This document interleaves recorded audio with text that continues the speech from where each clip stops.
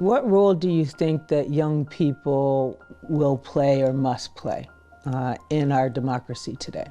Without young people, I don't even imagine our democracy. If we go back and look at every struggle of every marginalized community, look what the young people contributed. The whole idea of being able to sit at lunch counters and eat, regardless of what one's skin looked like. Young people brought us that.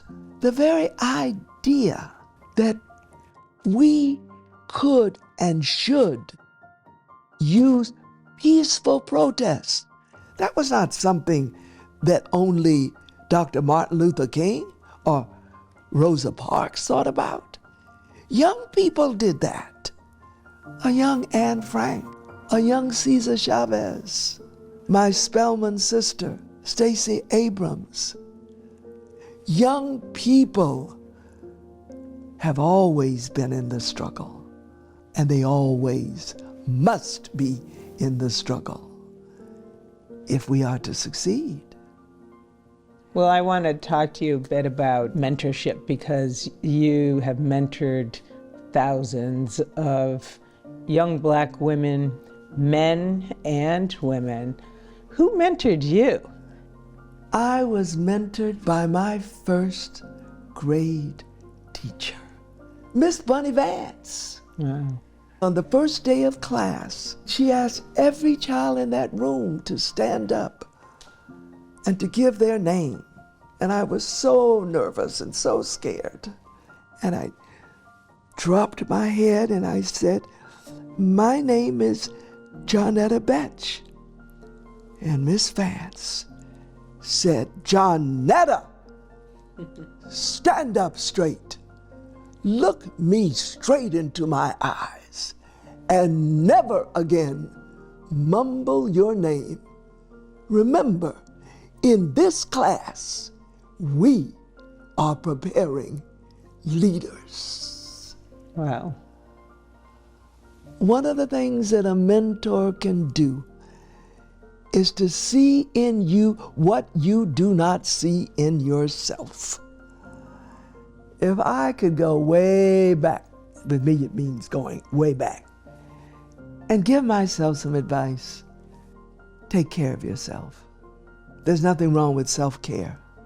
In the words of Audre Lorde, caring for myself is not self-indulgence. It is self-preservation.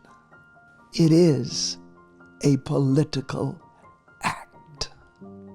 If we're in this struggle for an inclusive democracy, we got to take care of ourselves, because we got to stay in this struggle. And now, imagine a young you.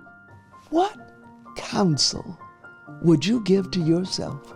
I think my older me would say to my younger me that you will learn just how much can be accomplished in one generation once a society has done what our society did during the Civil Rights Act.